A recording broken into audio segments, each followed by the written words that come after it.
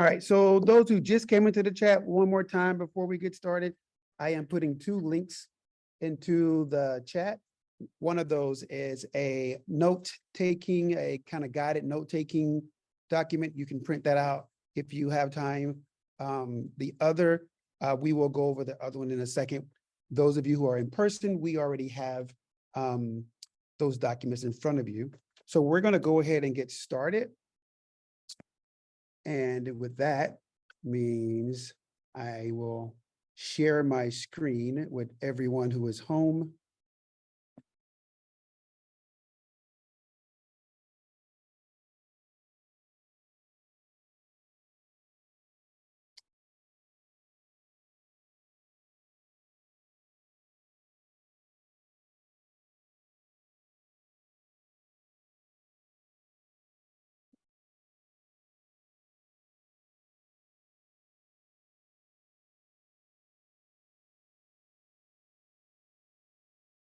That way we are all here. Screen is shared. I am going to start and present, and we're going to get started.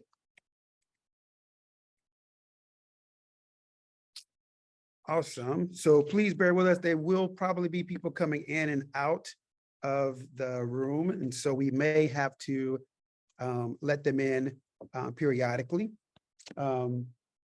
So we may have to minimize this screen and then let them in and let them out.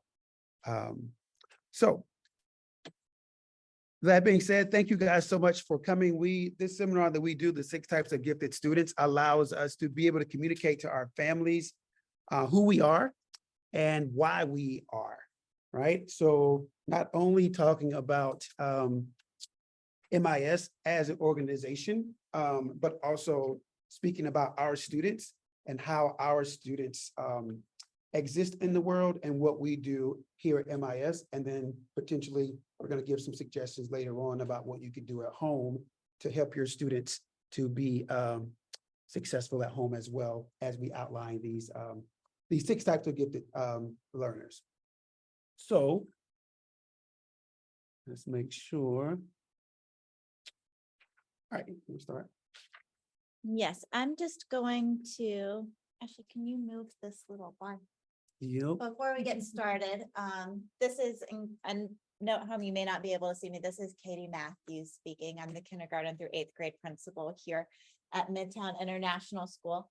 But I know that any conversation that categorizes people into types can easily become some concrete and black and white thinking around how we identify as people, and that is not our goal here. So I just wanted to include this quick note on what we mean when we talk about the 6 types of gifted. We do not intend these archetypes to be exclusive or limiting.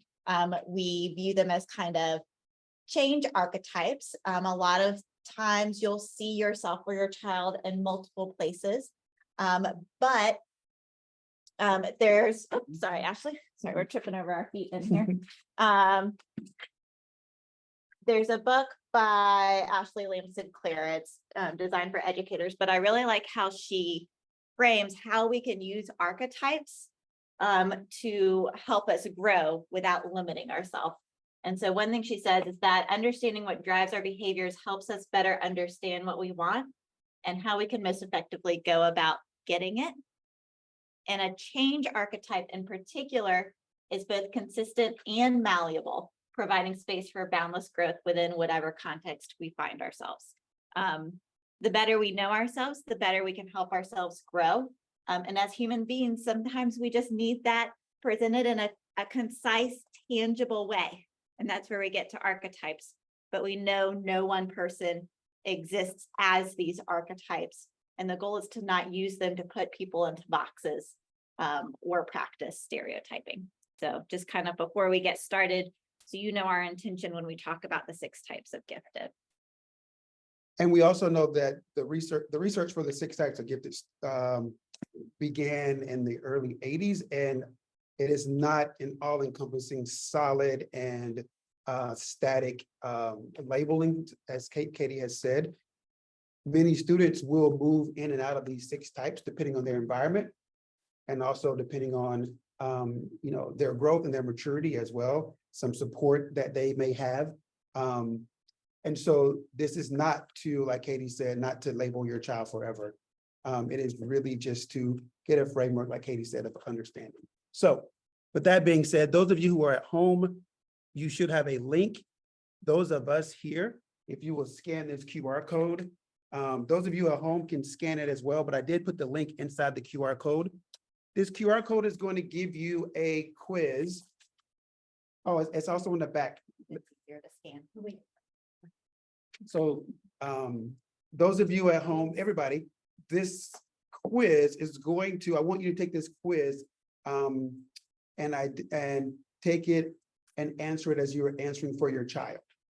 So that when you get this information, we will be able to hold your child's archetype in our mind as we begin to move through these 6 types of gifted students.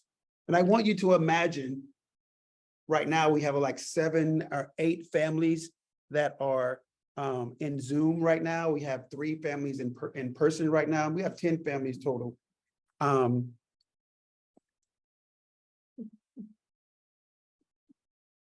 The Google Doc isn't opening, so you can give access outside of.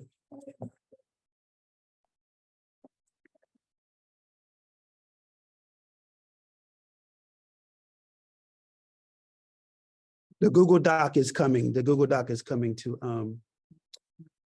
so you'll be able to open that. But, so as you begin to answer these questions, I want you to think about the families. Are you having trouble? I am. I do not have what she has. I have something to trade for and an appointment available. I just did that. You know, yeah. No, because I could get it from my angle.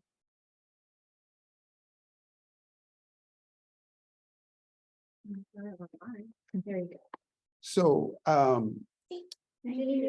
we think about the 6 types of gifted students, and we, if you, as you go through these quiz, I'm going to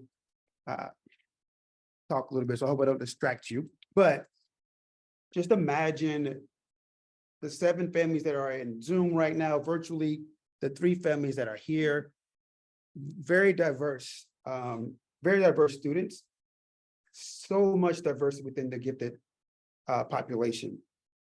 And sometimes it is forgotten that this population is not a homogeneous group.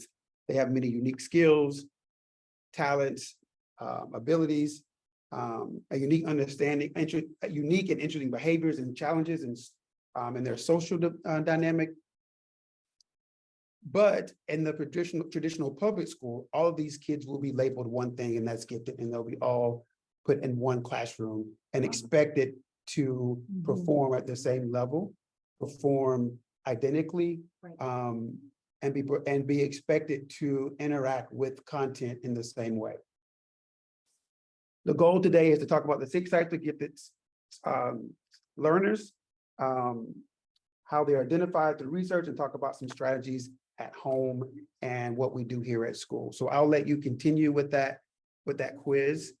And we'll come back to you in a second. So I'll give you a minute to finish with that.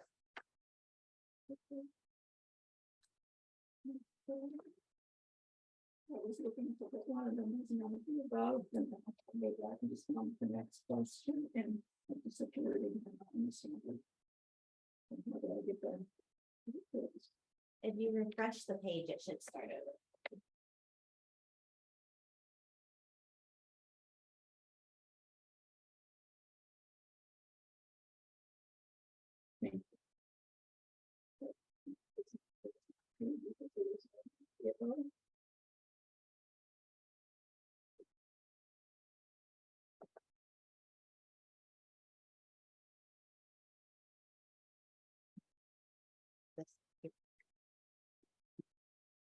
It's just something different. I copied it up in one place. And Where are you? Like,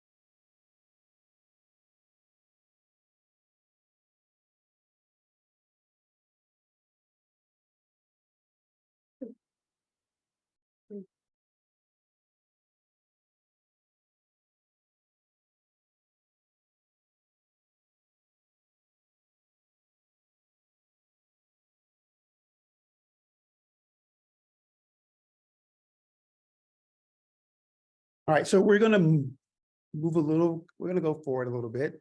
So I would ask that you continue if you are still working on that. I'll talk pretty slowly. The quiz, we created the quiz, and so it is not, I want to be transparent, it is not the most norm reference scientific accurate test available out there. It really just gives us an indication of your students and all, and the anecdotes and the characteristics that you see. But this research that identifies the 6 types of gifted students is valid and is reliable, and it has been used for quite some time. In fact, for the past several years, it has come back up because of the understanding of the misidentification or the underrepresented students that have not been identified, and that would be girls and students of color. Students also who don't speak English as their first language are not identified at the same rate as white males. And so these 6 types of gifted students have become more prevalent in the past couple of years because of what's going on in the landscape. So again, 6 types, and that research, very, very valid. Our tool, our little quiz that we did, you may have some overlap with your students, and that is okay. And so as we go through these 6 types, I just want you to start thinking about your student. And also some of these types do overlap and often are difficult to identify because some of them are very similar. And we'll go over that in a second. So your first type, which is your type that is often very prevalent in your public school gifted classrooms. That is your type 1, your traditional student. So you think about your student who is, they're very easy to identify. They make good grades, they follow school, they know how to do the job of school really well. Like they know the rules, they follow the rules.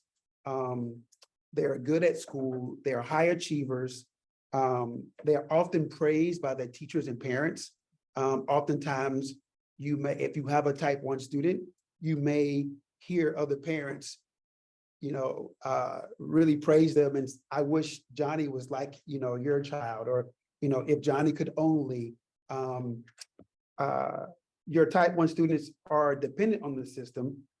Oftentimes they're less creative because they are going to follow the rules, and they are less imaginative. They lack a little autonomy, right? They're going to follow the rules and they're going to do exactly what the rules say, and they're going to do it very well. They're oftentimes your most perfectionist of the perfectionists.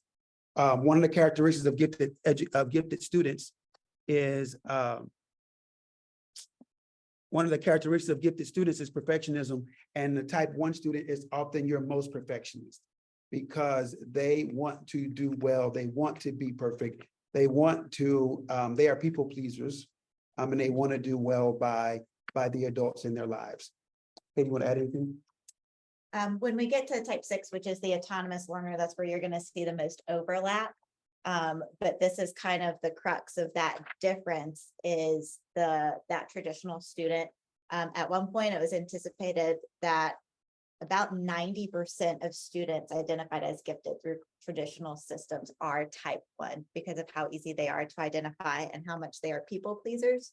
Your autonomous learners may not struggle with perfectionism quite as much because they write their rules of what perfect means. Mm-hmm. They've set their own goals. So goal setting with the traditional student becomes a really important executive function. That metacognition is what we probably support the most of the executive functions with the type 1 student, because they're generally good at note-taking and using a graphic organizer and finishing their homework. But it's that metacognition, that thinking about their thinking that requires a lot of independence. Nobody can structure that for you. So executive function is that particular executive function is where we see ourselves supporting the traditional learner the most. We will, let me see.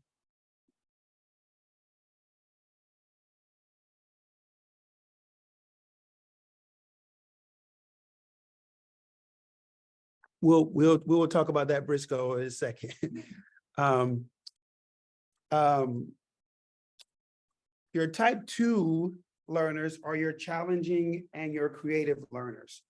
So those students are very creative.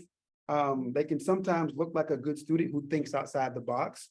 They often will challenge teachers and say, you know, that's not the right answer, or that's not what I read, or that's not what I heard. I think this could also be renamed as the negotiator. Yep. It's a lot of times how this could be reframed. Or the Too. reinventor. Or the They might take reinventor. something reinvented. They often may be seen as disruptive in class and often possess some negative self-concepts, even though they are quite creative. They can look like a student who is very disengaged with school because they don't want to play within the rules of school. Very kind of opposite of your type 1 student, right? They don't like the system. They want to buck the system. They want to create their own path, their own way. They get frustrated with school. As a system, the school system does not allow them or does not recognize all of their abilities. The way the school is designed is not designed to recognize some of the abilities that your type 2 students will have. They want to do things their own way. They're going to question the rules. They have a more challenging time with teachers, having teachers to see their brilliance, because it doesn't always show in the same way that a type 1 student is going to show. They do not want to conform, and this often conflicts with parents and teachers. Anything you want to add, Katie? I would say what we support the most with the type 2 student, that kind of area that we support so that they can be more successful is collaboration. Because you have to have space, you know, we all exist in the real world and we want to create space for finding appropriate ways to challenge things. We do not want to put kids out into the world who don't think they can ever challenge the status quo. That's not safe or healthy, but we do need to create a structure in which they can do it well and appropriately. And they do have to be able to collaborate with others around them. So collaboration is kind of the skill that we support more with these kind of challenging creatives because of this tendency to maybe exist in a vacuum. My ideas are so overwhelming and important that they are the only ones that exist for me. So how do we create space for those ideas, but also take them out of the vacuum? You can see how a classroom with multiple challenging creatives in it at the same time could feel pretty combustible. And the hard part of that learning, the student who's going to come home because they are learning and growing what's challenging them, those are the kids that are going to come home because collaboration is really hard. And when collaboration is hard, that's when you know the challenging creative is growing because they're forced to take their ideas out of the vacuum. So why would you call, I identify with that type pretty strongly myself and probably some of my children too. But why would you call that negotiator? Because that, from my point of view, negotiation is something that I avoided just by not acknowledging that external rule systems existed. So a lot of times when we see these students, it might be. So the question was, why do we call that the type 2 student a negotiator when one of the parents here says he really identifies with this type of learner, and his idea of negotiating was repeated. You said not really acknowledging. Not negotiating. Not negotiating, not acknowledging the other side. Not acknowledging the other side. Okay, so when we see them kind of push back against structures or rules, a lot of times when we see it in our students, they do it by presenting an alternate structure. And so let's say that at home, it might look like you got to clean your room this afternoon. It's clean, or I'm coming in with the trash bags. I don't know. That's what my mother said. But the challenging creative might be, yep, on it. And you come back 2 hours later and they're like, I'm done. And it looks exactly the same. And they're like, I have gone online and used an interior design program to redesign my room. Have you been to our house? This sounds pretty familiar. Negotiated the instructions they were given in a way that they feel I have made her idea or his idea even better. They wanted a clean room. I have redesigned my room. Okay, but really they haven't touched anything. Okay. So that's kind of how I view it. They will do it with assignments too. The teacher said to do this, but I had a better idea than the teacher, so I did this instead. So your type 3 student is your underground student. That is me. I'm the underground student, right? Oftentimes, though, your underground student is typically a girl. Oftentimes, it's a girl who's an underground student. I'll give you my profile, my archetype. I grew up in South Georgia. I wasn't labeled gifted, so I would be one of the people that are 250 times less likely to be identified. I never graduated high school. I only took the SAT the end of my 10th grade year, beginning of my 11th grade year. I made a 1370. No one told me that I had the potential to do XYZ. No one took me under their wing. I was very reluctant in the idea of school, because your underground students are going to be students who are going to conform to their friend group, right? They're going to hide their gifts to fit in their peer groups. So me growing up in South Georgia as a young Black boy, right, I was trying to, get away from that because that's not where everybody was. I was trying to get into the popular group. I was trying to assert myself as a class clown, someone that, that was more likable, and to get away from what I felt was a deficit at the time. Your type 3 students are often very social. Type 3 refers to students who get denied their own talents and hide their giftedness. Many students who have their giftedness identified early in their academic life, but the type 3 student does not. So your type 1 may, for sure, sometimes your type 6 for sure, but your type 3 may not often get that. If you think about the majority of type 3 students, girls, they're going to be the ones that are going to be in the background.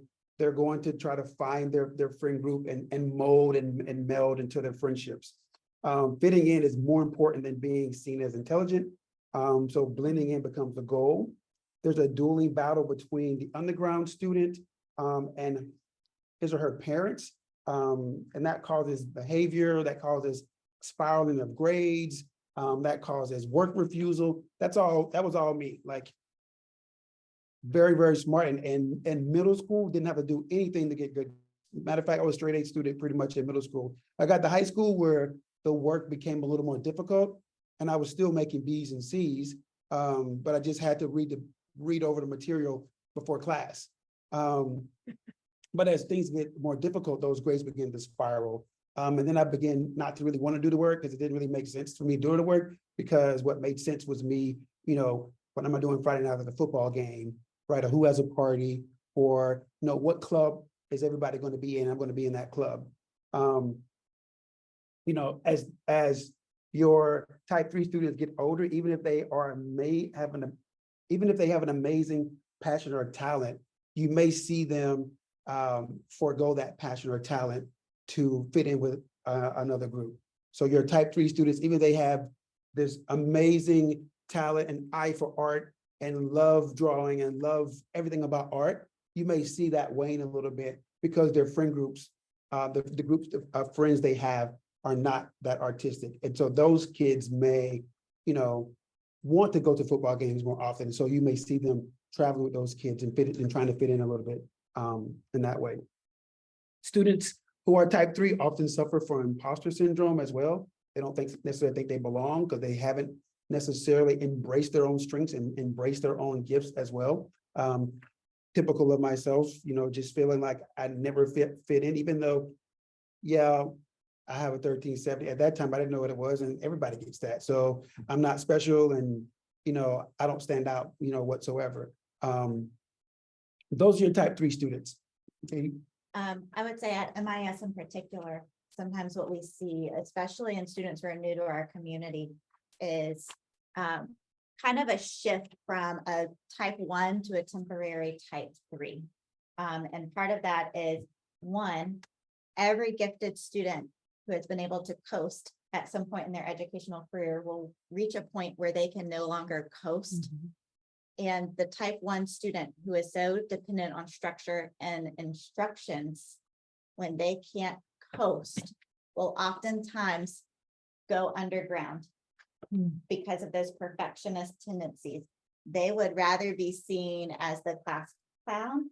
In some cases, they would rather be seen as lazy than not smart or not capable, which is what they assume the adults in their lives will jump to, even though you and I all know that just because our kid hits a thing where all of a sudden they're not the smartest kid in the room or don't get something right away, we don't stop thinking they're smart and capable, but in their brains, I'd rather be lazy. I'd rather my parents think I'm lazy than think I can't do something.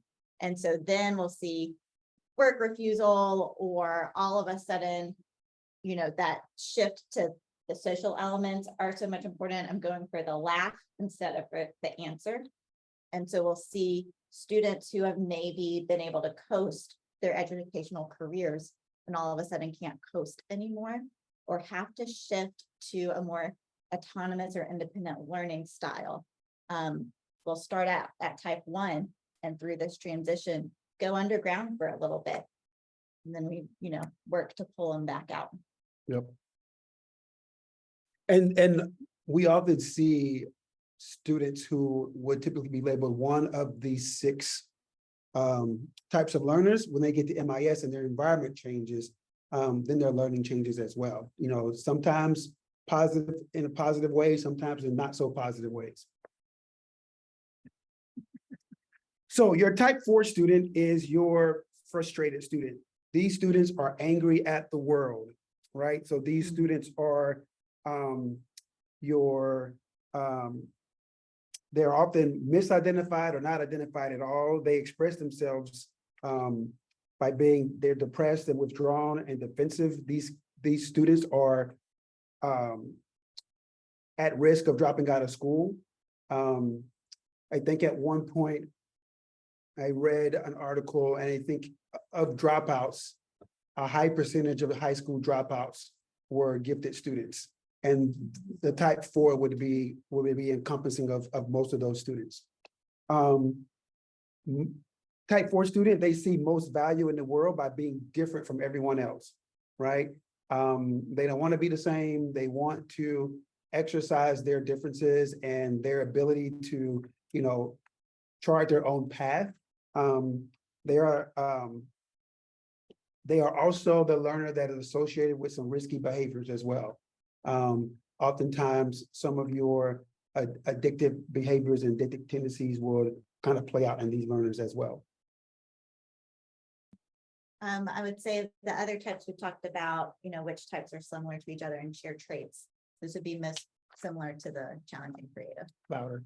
Oh, sorry, I didn't realize people on the screen couldn't hear me. I would say type 4, if you're looking for comparisons or overlap between other types, their most similar type is the challenging creative.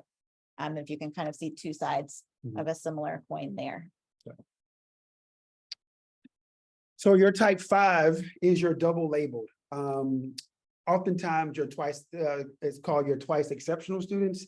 Your twice exceptional students are those students who have been identified as gifted, but also have been identified with another exceptionality. That could be ADHD, that could be dyslexia, dysgraphia. It could be anxiety. Those students have, because we know that the brain is a zero-sum environment, right? And so when all this energy has gone towards their gift and their intellect, then there is a lack of energy that is going towards some executive functioning or going towards some of those the areas for that deal with reading and reading comprehension and those type of things. Your twice exceptional student or your double label student is not going to be considered the top of the class. They are often going to be, if they are identified at all, oftentimes they're not going to be identified or going to be misidentified because of their other exceptionalities. There's going to be a lot of focus for these students that is placed on their exceptionality besides giftedness, and there's going to be a lot of energy to remediate that instead of looking at some of their strengths. Traditional school settings focus on their weaknesses instead of nurturing their strengths. They don't show behaviors of giftedness that are used to identify giftedness within their peers. When you're looking for some direction for these students, like at home, and we'll go over some more suggestions as well at home, but short, concise, direct direction for them is going to be very helpful.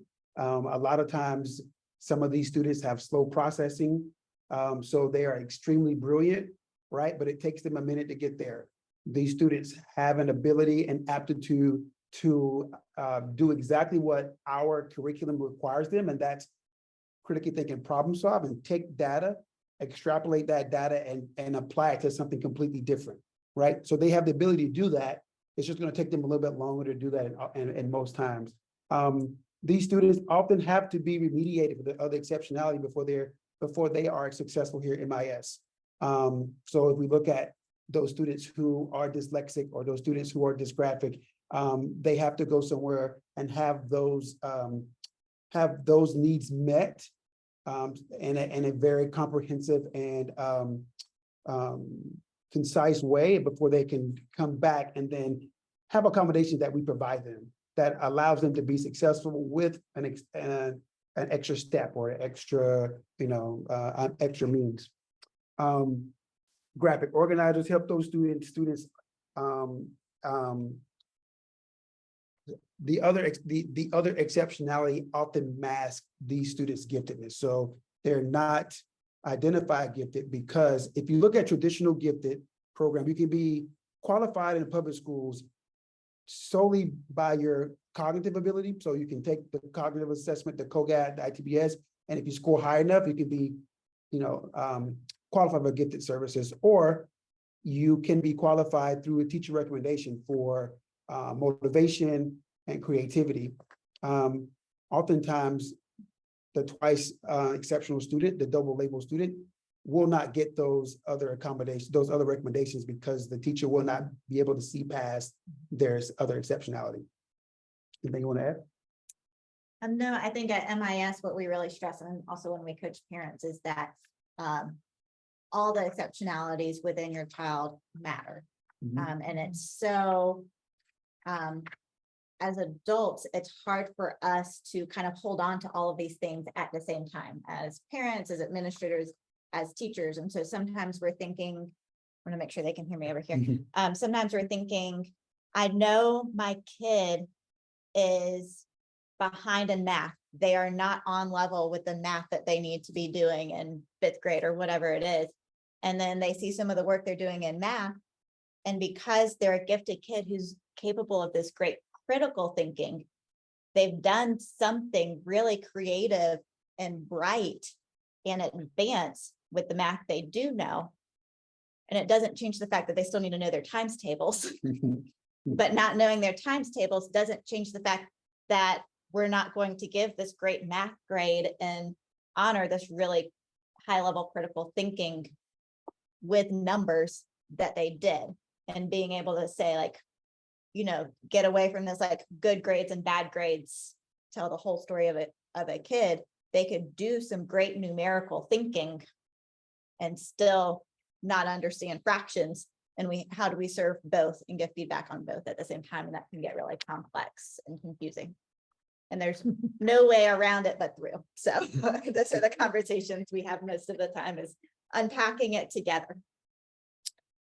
So the last of the type 6 types of gifted learners is your autonomous learner. So those autonomous learners, like their name says, love autonomy, right? They love to do things their own way. They want the school, they want parents, they want everybody to get out of their way so they can learn the thing they want to learn in the way they want to learn it. They can advocate for themselves quite easily.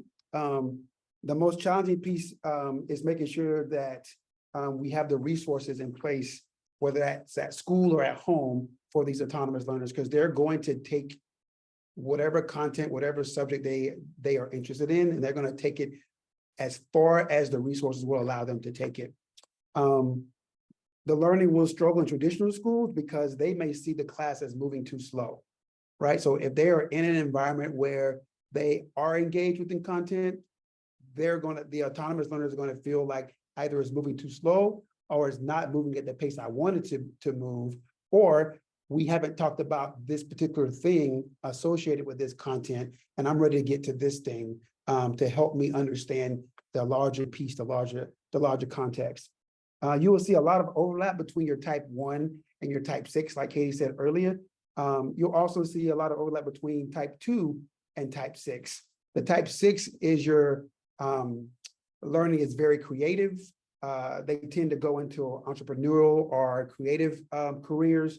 They have a healthy respect for authority, but they are also willing to question authority as well.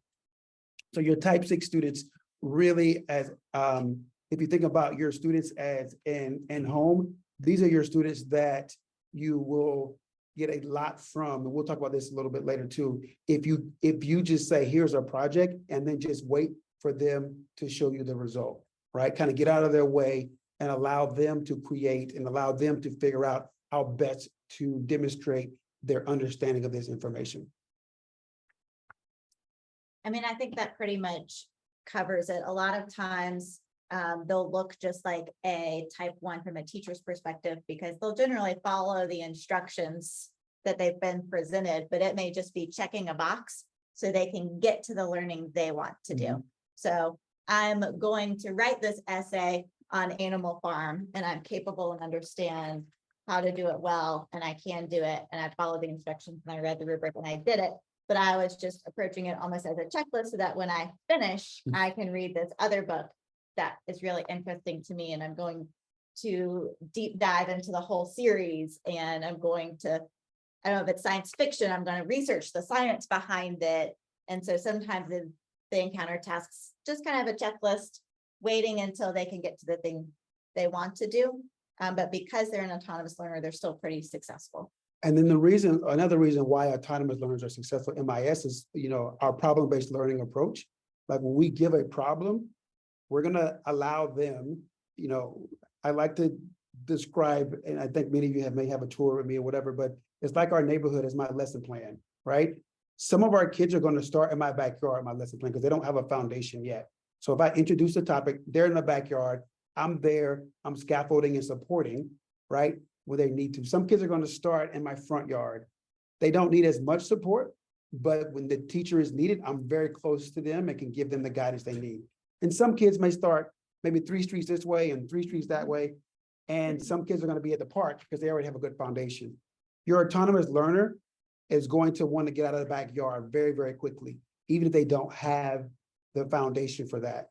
So our goal is to figure out a path for that student to get enough as they need to be able to get to the park. And they're going to be the ones that's going to meander through the neighborhood and learn every neighbor's name and learn the one-way streets and learn the dogs that are in the neighborhood as they get to the park to start solving that problem. They're going to want to pick up the knowledge that is pertinent to them. To build off that analogy for a moment, one thing with all the types of learners that we encounter at MIS, that's kind of a refrain we use with them a lot, is how can you make your thinking visible? Because all of them have internal ideas about the content, about the work, about their readiness for it, about their lack of readiness for it, or their readiness for something different. And they have all these ideas about where in the neighborhood they should be. But teachers can't read minds. Even teachers of gifted students are not mind readers. And so sometimes you'll have the autonomous learner who's so much in their own world that they haven't made any of their thinking visible. And they're stuck in the backyard, and they might think, I don't belong in the backyard. And their parents might think they don't belong in the backyard. But when they sit down and put pencil to paper, they haven't shown any thinking. It's all stuck in their head. So a lot of our work too is, even if you have all this in your head and you're satisfied with it being in your head, how can we make your thinking visible? How can we share your great thinking with your community, with your classmates, with the world around you? How can we make sure that your creativity and insight is not stuck in your brain? And so that's a lot of our work with all of the types, is at the end of the day, these can help guide our decision making with our kids and with our students. but we can only work with what they can make visible. And that's kind of the ownership that the kids have to take on. And a big part of what we can't, it's that whole lead a horse to water. At the end of the day, we can only work with what they can make visible. And so that's generally an important starting point for all of them. And if you can keep the ideas inside and don't get them out, many times they're not as complex or as useful as Because they've never sometimes been, they look inside, because they haven't been tested by they the haven't real been world yet. tested. Yeah. Mhm. So I want to quickly just go over some suggestions for at home and then open it up for questions. For your traditional student, dialogue about their strengths, right? What does their grade mean? Ask them what their grade means. What did you enjoy about this particular assignment? College and career conversations are very important to help guide them. How can you use your strength how can you use your strength in order to move yourself forward? With a lot of choice and support, and focus on the process of growth, the process and the growth instead of just the end result is really going to help your type 1 students. For your type 2 students, you'll want to allow for creativity when you can. You want to acknowledge that they may be different from their parents. They may be different from you. You may be type 1, or you may be, we see a lot of asynchronicity in homes where you have one type at home and another type in a student, and trying to get them to conform to your expectations is where a lot of headbutting happens. So giving them ownership, so something they can be in charge of, would help your type 2 students. Maybe have them choose like a family project, right? Have them be in charge of it, right? Have them decide what is going to be the end result. Have a conversation about next steps. Type 2s can feel anxiety when it looks as if everyone has it all together, and they don't, because they are so creative. Like, it takes a minute for them to get to that end result. For your type 3 students, they are most successful when they are given opportunities, right? When they're given opportunities to see themselves doing something better than where they are. Redirection into their strengths and encouragement is really, really pivotal for those students.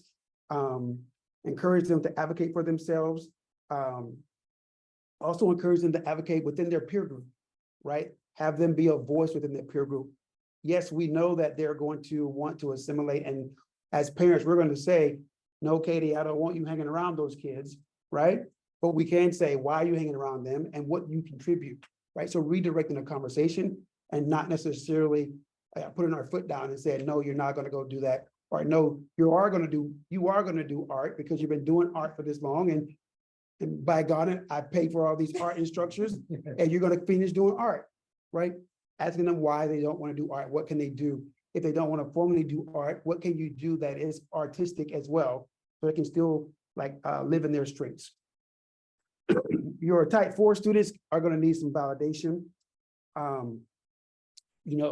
Conversations around, I see you're frustrated, I see you're angry, that type of validation.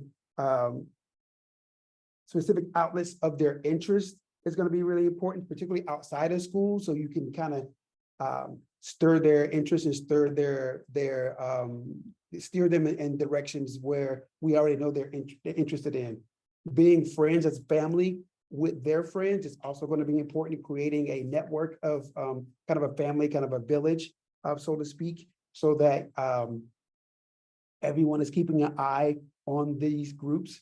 If your child is one of those children who is prone to risky behavior, they're probably going to be with other students who are prone to risky behavior, right? They may be the instigator or they may be the follower, right? But having a village, the friends, the family, the parents of the students' friends, to be able to look after them and check in, saying, oh, they're at my house right now. This is what they're doing. I'm going to send them to your house right now in 10 minutes or whatever the case may be, right? Making sure that everybody's on the same page with that. Your type 5 student, our approach to strengths at MIS really helps those type 5 students. We focus on strengths here, not just for students, but for our faculty and staff as well. We talk about our strengths and how can our strengths help us to overcome and and overcome those areas that we're not so strong in. So having those conversations, growth mindset as well, talking about you're not, this is not something you're good at yet, but with hard work and dedication, you can be good at this thing. You can succeed. You can be successful. It's going to really help those type 5 students. And your type 6 students, your autonomous learners, again, really just getting out of their way, right? If they're at home, you know, a lot of times you're going to say, I need you to fold the clothes up and you need to fold the towels up, and they're folding them a different way. That's not how you fold them up. The goal is to get the towels folded, right? So if we don't argue about how they're folded, they're going to get folded, right? So not really putting the energy to how it's done. If they are following instructions and doing what we ask them to do, that is a goal, right? And then the goal is to make sure that hopefully at some point that becomes an intrinsic idea, but not getting so bent on how we want to do it and how we expect it to be done and how it's always been done in perpetuity. If they have a different way and it's not hurting anybody and it's going to get done, let's just pick our battles. So those are just some suggestions how to help those particular students at home. So we have about maybe 15 minutes, I think. I'm going to stop sharing my screen here, and I'm going to just open up at home and virtual land if anybody has any questions or any comments or want to share anything that you learned today. Floor is open. Anybody? Guys, Jamie Curry Hey, here. Jamie. You're Man, muted. am I muted? You're muted. Let me see. You can't hear me? I can't hear you. Oh, We are muted. What about now? Can you hear me? yeah, but it looked like you wouldn't let him turn it up, so. Yeah. Let me try on. That happened to my computer the other day, I think. Hold on one second. Can you hear me, Jamie? I can hear you, yeah. Oh, we can hear you now. That's 'cause Okay. it's- Oh, all right. Okay, we got you. Go ahead. Go ahead. All right. That was actually outstanding. I think, I thought I knew so much about, I've been studying so long about kids and how they learn and stuff like that, especially related to like dyslexia, dysgraphia, ADHD. How do I not know this stuff? This is, it's awesome. It's really awesome. Of course, Courtney, I would categorize her as, the double labeled, Yeah. and then probably still let her in, but probably the challenging creative, still let her in. So she's probably like a mixture between those two. Whoa, I'm really interested. I had no idea that these type of kids, existed, and that there was a school, a place, a way for them to be, nurtured. And then And I so, think Courtney, another Jamie, big when you thing coming from those schools, like with the dyslexia, where they do help you, parent that type of child. So I have learned how to, let go on certain things for you guys to be able to also help us with this type of creative or thinker is pretty unique and fabulous. I appreciate it.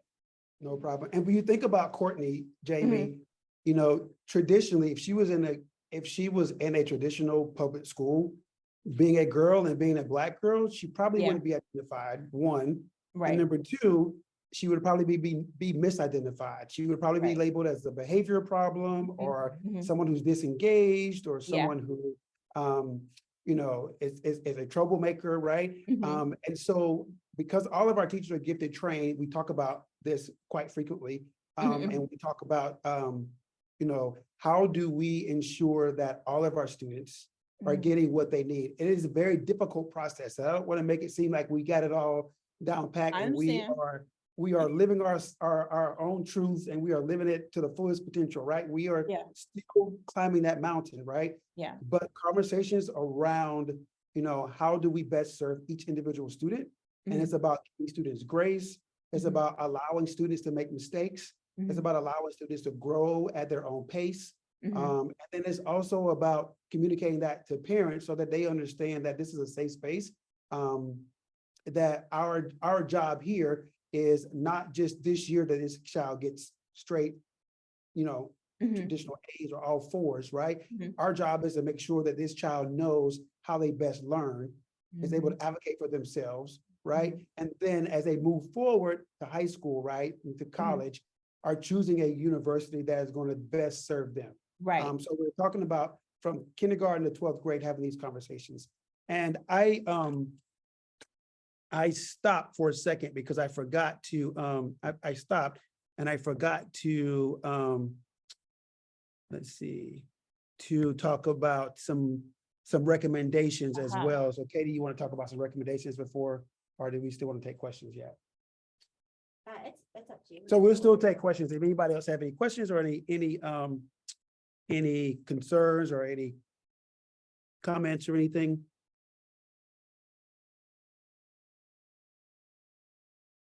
Anybody else? Anybody here in person want to say anything?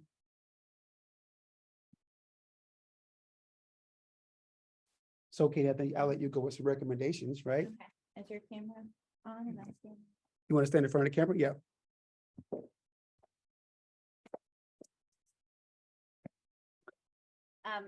On the handout we sent out, and we've got our works cited from the kind of research perspective, the books intended for educators that we, and journal articles that we relied on and consulted in preparing our presentation.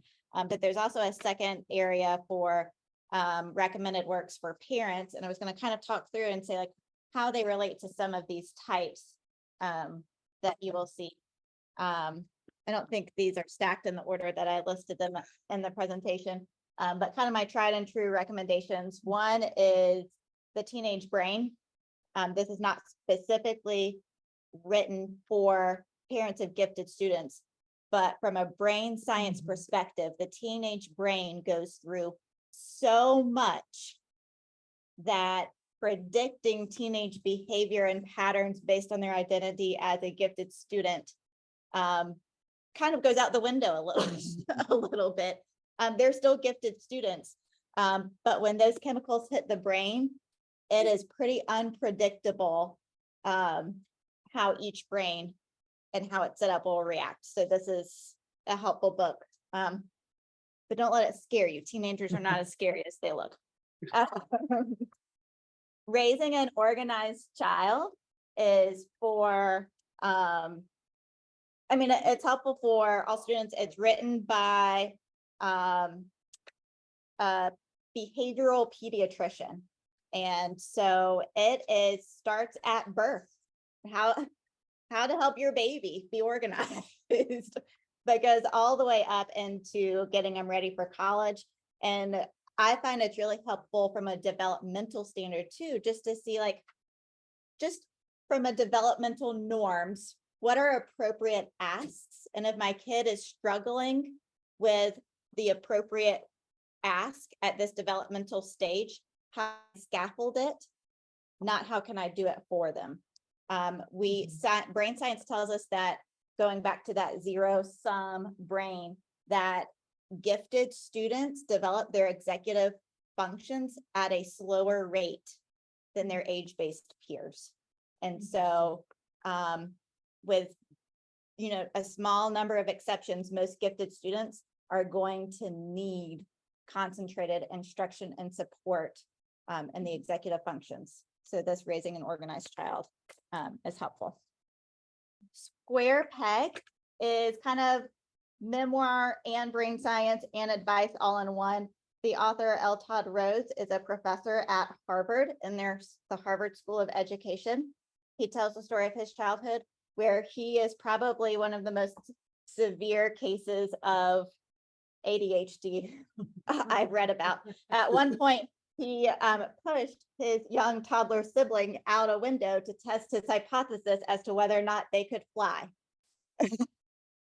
So if you want to see how someone with that level of ADHD managed to become a professor at the Harvard School of Education and what he learned about education from his experiences, it's a good blend of kind of parenting and brain science and how learning works, all wrapped up in kind of a memoir format. Doing Poorly on Purpose is written for educators, but I still recommend it to parents who are willing to kind of wade through the kind of educational lingo buzzwords, because this covers those kids who we talked earlier about would rather be seen as lazy, would rather be seen as goofy, would rather be seen as anything but wrong. That's doing poorly on purpose. And James, I honestly, I've never heard his name said out loud, Delisle. But I've read a bunch of his stuff and he is very reputable in the field of gifted education. I just don't know how he says his name. I thought we said Lyle. Delisle. That works. That makes sense to me too. And then these are my two most recommended books for parents, Smart But Scattered and Smart But Scattered for teens. The Smart But Scattered goes through the teenage years, but just touches on them a little bit more briefly because it's covering the full scope of education. But these are great resources going back again to supporting the executive function of our gifted learners. So that's kind of a breakdown of the books on that list. There's also some websites that take you to some local parent groups that support gifted learners. The summer camp link, Emory University hosts a summer camp specifically for gifted learners. That's the SIG link. SENG, which is helping parents with the emotional needs of their gifted learners, is starting a workshop series soon. And they have a location over in Dunwoody. So hopefully those resources are helpful there. When I'm sitting down to work with parents, these are the books that I recommend most often and that I hear back from parents were actually helpful. You know, I'm sure I recommend books that I never received that feedback on, so I stopped recommending those. But these are the ones that parents like, that book actually helped me. So I hope it helps you too. So we're going to wrap up. I thank you guys for coming. If anybody doesn't have any other questions, again, what I want to leave you with is that in being here at MIS, like our students here, they come to us as kids with a lot of different needs and requirements, in addition to being labeled gifted. And what does that mean? If you can think about your traditional public school of 30 kids and thinking about a type 1 through 6 student in those classrooms and trying to ensure that all those students get what they need, it's relatively impossible, right? I mean, we also struggle with it at times because it is so difficult, right? But because one, you can't solve a problem if you haven't named it, right? And haven't addressed it. We have addressed it, we have named it. And so our goal here is to ensure that whether you're a type 1 student or like me, a type 3 student who, would rather hang out and not do anything, we're going to be there to ensure you get exactly what you need. Our teachers are going to connect with students individually, right? And your child's going to leave here having some very meaningful connections with not only students, but adults. And they're going to be allowed to be their true full selves. And I think that is one of our goals, is to ensure that when kids walk into our door, like they can be their full self and they don't have to pretend to be anything other than what God and the universe and the higher power has designed them to be. So if there are no more questions, we appreciate you guys. We will have a couple of more of these.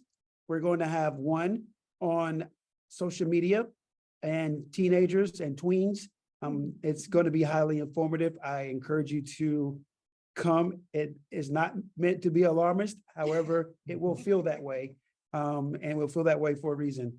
We're going to have another one on problem-based learning, where we're going to talk about problem-based learning and what we do here at MIS, and how we learn and the difference between traditional expectations of education and what we do here. And then the third was going to be place-based learning. Place-based learning is learning outside of the four walls of the school, what we do at MIS to get our kids outside of the school and to learn in meaningful ways. So those next three will be coming up in the next couple of months. So please look out for invitations for those. And if there's nothing else, we thank you guys for coming. And if you have any questions, you can find my email there and I can forward you to Miss Katie Matthews as well. So thank you guys.